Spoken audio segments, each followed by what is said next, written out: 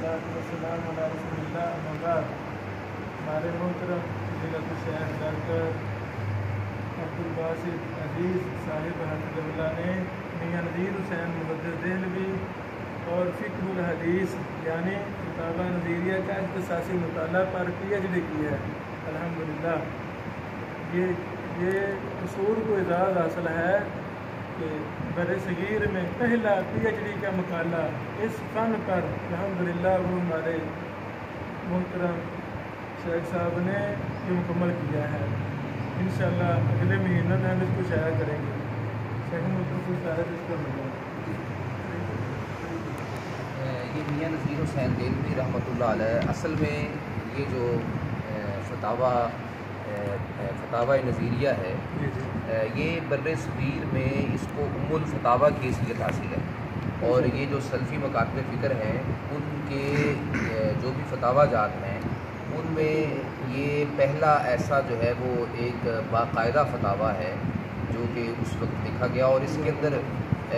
इसके अंदर मैंने ये जो है वो जानने की कोशिश की है कि मियाँ साहब का उसलूब क्या था फतावा नज़ीरी, यानी जब उनसे कोई लोग पूछते और कोई भी मसला उनके सामने रखते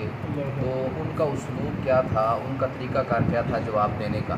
तो इस हवाले से मैंने अपने इस पूरे फतावा को जो है वो तकरीबन 5 अबवाब के अंदर जो है वो इसको तकसीम किया है। जो इसके अंदर सबसे ज़्यादा बात जो काबिल ज़िक्र है, अगर हम इसको देखना चाहें और पढ़ना चाहें तो ये बाब नंबर 2 में इसका फतावा नज़ीरिया का उमूमी उसलूब, इसके अंदर जो है तकरीबन जो कुछ भी मैंने अख़ज़ किया है वो सब कुछ ये सफ़ा नंबर कोई शुरू होता है 43 से और सफ़ा नंबर 145 तक।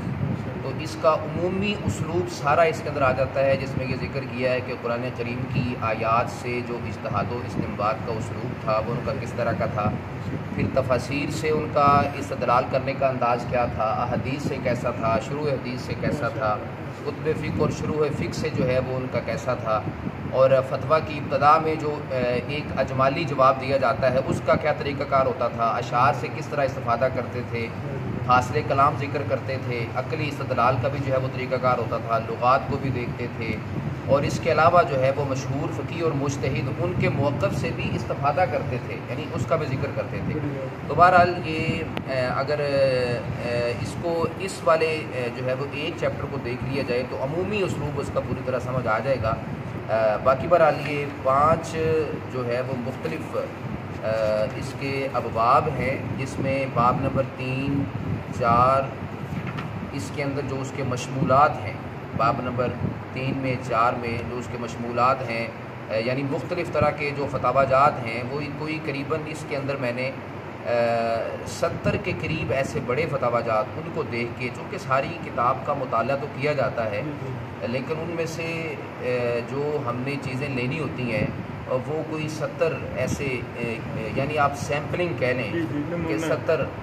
ऐसे जो है वो फतावाजात को लिया गया कि जिससे उनका उसलूब वाज़े तौर पर सामने आ जाए। तो ये उस लिहाज से ये बाब नंबर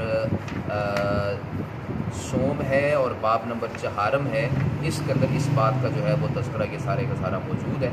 तो ये बहरहाल इस पर कोई भी काम हो उसके अंदर मज़ीद काम की गुंजाइश रहती है। तो इसको अगर हमने कोई जाना हुआ पब्लिकेशन की तरफ भी जाना हुआ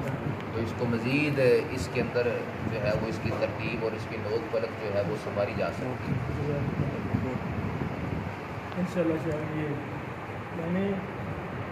इस नौयत का ये पहला फतवा है,